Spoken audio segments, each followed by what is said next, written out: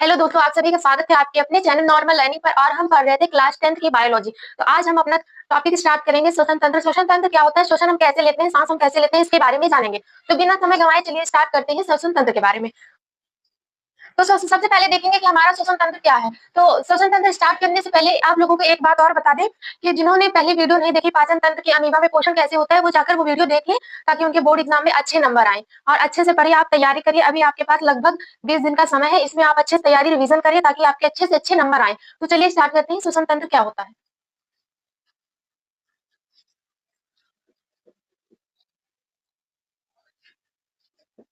श्वसन तंत्र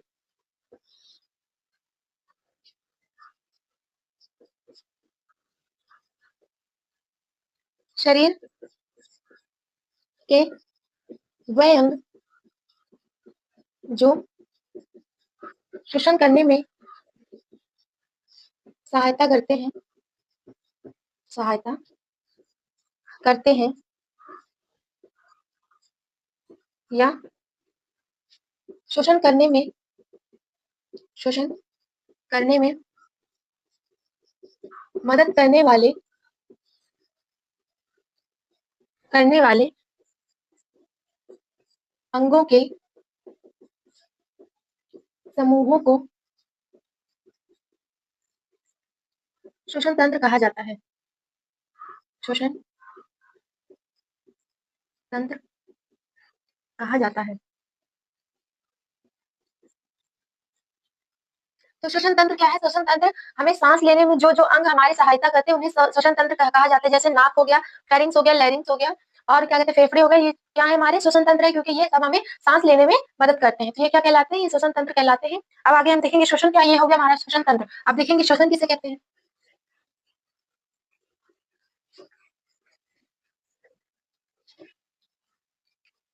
श्वसन भोजन जो भोजन का ऑक्सीकरण ऑक्सीकरण कर ऊर्जा का निर्माण करते हैं। ऊर्जा का निर्माण करते हैं करते हैं श्वसन कहलाते हैं। श्वसन कहलाते हैं कहलाते कहलाते हैं जो भोजन का ऑक्सीकरण करते हैं और ऊर्जा का निर्माण करते हैं, वे श्वसन कहलाते हैं। तो इसको नोट कर लीजिए, फिर आगे चलते हैं, फिर बताते हैं कि श्वसन क्या है, ऊर्जा का निर्माण कैसे होता है, फिर ये बताते हैं।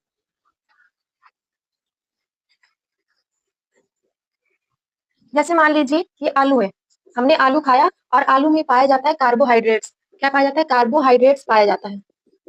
कार्बोहाइड्रेट पाया जाता है। जब हम भोजन करते हैं, हमने आलू खाया, उसमें कार्बोहाइड्रेट पाया जाता है। तो जब हम आलू खाएंगे तो उसको जो है ये पाचन होगा, और पाचन करके क्या बना देगा? तोड़ तोड़ के इसको कार्बोहाइड्रेट को किसमें कन्वर्ट कर देगा?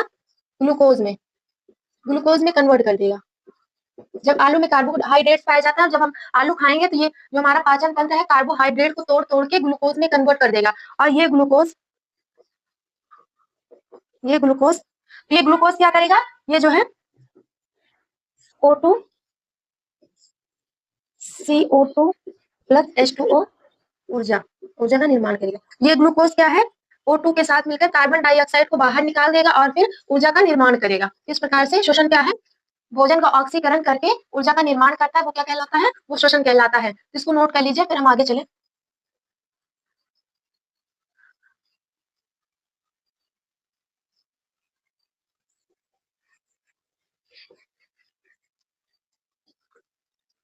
श्वसन श्वसांग कौन कौन से होते हैं जिनसे हम सांस लेते हैं? तो मनुष्य किसके द्वारा सांस लेता है?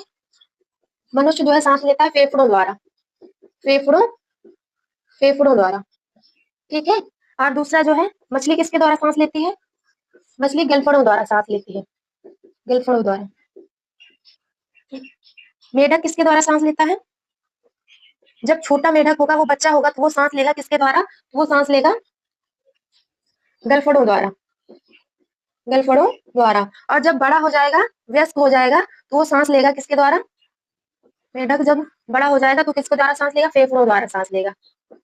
और जब मेढक जो है मिट्टी में चला जाता है, मिट्टी के नीचे चला जाता है, तो किसके द्वारा सांस लेता है? तो त्वचा के द्वारा सांस लेता है। मेढक जब छोटा होता है, बच्चा होता है, तो गलफड़ों के द्वारा सांस लेता है। जब बड़ा वयस्क हो जाता है तो वो किसके द्वारा सांस लेता है? फेफड़ों के द्वारा सांस लेता है। और जब मिट्टी में चला जाता है तो त्वचा द्वारा सांस लेता है। जब मिट्टी में चला जाएगा, मिट्टी में मेढक चला जाएगा तो किसके द्वारा सांस लेगा? तो त्वचा के द्वारा सांस लेगा।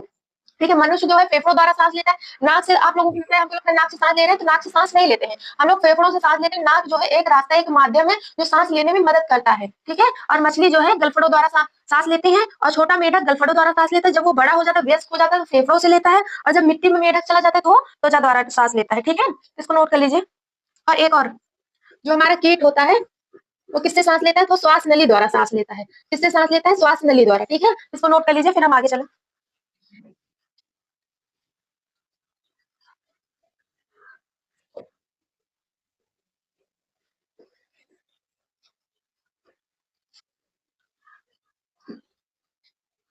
श्वसन। जब हम सांस लेते हैं तो हम क्या क्या अंदर ले जाते हैं? जब जैसे हमने सांस लिया तो ऑक्सीजन अंदर ले जाएंगे, नाइट्रोजन ले जाएंगे, कार्बन डाइऑक्साइड ले जाएंगे। तो कितना कितना परसेंट लेकर अंदर जाती है हमारे, तो देखते हैं। श्वसन लेते हैं और इधर श्वसन छोड़ते हैं, छोड़ते हैं। ठीक है। तो इसमें हम पता करेंगे, जैसे हम सांस लेते हैं तो नाइट्रोजन कितना परसेंट लेंगे? N2, तो 78% लेंगे। ऑक्सीजन कितना लेंगे? 20% लेंगे। ठीक है। और जो है वो कार्बन डाइऑक्साइड 0.01% लेंगे। और छोड़ते कितना है तो उसको भी देखेंगे। तो नाइट्रोजन कितना लेंगे? 78% हम अपनी बॉडी में लेकर जाते हैं। ऑक्सीजन 20%। ठीक है। और कार्बन डाइऑक्साइड CO2 कितना हमारी बॉडी में जाता है? तो CO2 जाता है 0.01%। जैसे वायुमंडल में कार्बन डाइऑक्साइड भी उपस्थित है, नाइट्रोजन भी उपस्थित है और ऑक्सीजन भी उपस्थित है। तो इसमें से जब हम सांस लेते हैं तो हमारी बॉडी में नाइट्रोजन जो है 78% चला जाता है, ऑक्सीजन 20% जाता है और कार्बन डाइऑक्साइड 0.01% जाता है। और जब हम सांस छोड़ते हैं, सांस जैसे हमने सांस ली तो इतना सब हमारे अंदर चला गया। और जब सांस छोड़ेंगे हम तो हमारे अंदर जो नाइट्रोजन हम N2 पूरा छोड़ देंगे, पूरा 78% बाहर निकालेंगे। ठीक है। और ऑक्सीजन जो है केवल 17% निकालेंगे। ठीक है, केवल 17% निकालेंगे, बाकी हम क्या करेंगे? चुरा लेंगे। हम लोग चुपके ही चुरा लेते हैं सब चीज ना, मजाक कर रहे हैं। CO2 CO2 जो है 4.46% में बाहर निकालते हैं। देखिए, ऑक्सीजन पूरा का पूरा निकाल दिए, और वो सॉरी नाइट्रोजन पूरा का पूरा निकाल दिए। ऑक्सीजन जो है 20% हम लेते हैं, लेकिन निकालते कितना? 17%। और कार्बन डाइऑक्साइड 0.01% हमारे अंदर जाता है। और CO2 हम कितना निकालते हैं? कार्बन डाइऑक्साइड तो निकालते हैं 4.46% और जाता कितना है? 0.01%। इसको नोट कर लीजिए, फिर हम आगे चलें।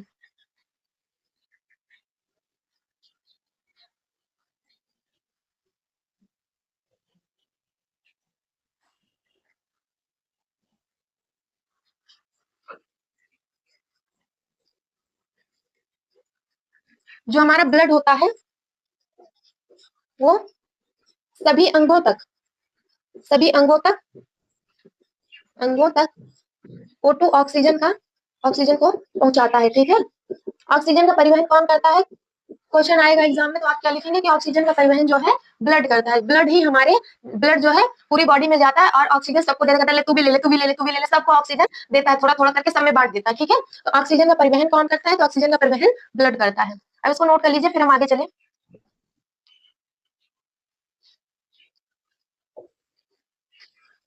हमारे श्वसन अंग कौन कौन से हैं जिनसे सांस लेते हैं? श्वसन अंग, पहला है नाक, दूसरा है नासा कपाट। नासा कपाट कहाँ पे होता है? तो नासा कपाट हमारे यहाँ पे होती है। ये हमारी नाक है, ये हमारा नासा कपाट। यहाँ ऐसे टुटिया मारेंगे तो बड़ी तेज लगेगा, एकदम झंझना उठेंगे। ठीक है। ये क्या है? हमारा नासा कपाट है, ये नासा कपाट है। तीसरा फेरिंग्स, चौथा लेरिंग्स, इसका जो हिंदी में भी यही नाम है। ठीक है, फेरिंग्स लेरिंग्स। पांचवा श्वास नली, श्वास नली। छठा क्या है? Bronchi, bronchi. ये आपके एग्जाम के लिए बहुत ज्यादा इंपॉर्टेंट है, इसको नोट कर लीजिए। यहाँ से क्वेश्चन आते हैं, या फिर इसको जितना, जैसे श्वास नली पर क्वेश्चन आ गया तो जितना लिखवा रहे हैं आप इतना लिख लेंगे तो आपके अच्छे मार्क्स आ जाएंगे। ठीक है।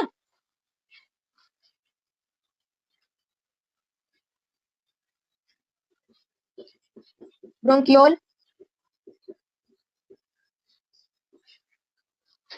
एलिवोलाई, एलिवोलाई। ये हमारे क्या हो गए, तो ये हमारे श्वसन अंग हो गए। बहुत सारे लिखे, सब नहीं लिखेंगे, जो हमारे एग्जाम के लिए इंपॉर्टेंट है, जो हमें अच्छे नंबर लाने में मदद करेगा वही हम लिखेंगे, वही याद करेंगे। बस ज्यादा हमको कुछ नहीं चाहिए, ज्यादा दिमाग नहीं लगाना कि नसें फट जाए दिमाग की और नंबर भी ना आए। तो इसलिए हमको उतना ही पढ़ना है जो हमारे लिए इंपॉर्टेंट है, ठीक है। तो इसको नोट कर लीजिए। और आज हम इतना ही पढ़ेंगे, इसकी आगे क्लास हम कल करेंगे। इसको अच्छे से आप रिवीजन करिए। आपके एग्जाम 25 फरवरी को है बायोलॉजी का, तब तक हम पूरा वन शॉट रिवीजन कर लेंगे। जितना आपको पढ़ा रहे हैं इसको आप रिवीजन करते जाइए डेली का डेली, ताकि आपका एग्जाम तक तैयार हो जाए। तो आज के लिए इतना ही, चलिए आगे कल की क्लास करेंगे कल। जय हिंद, जय भारत।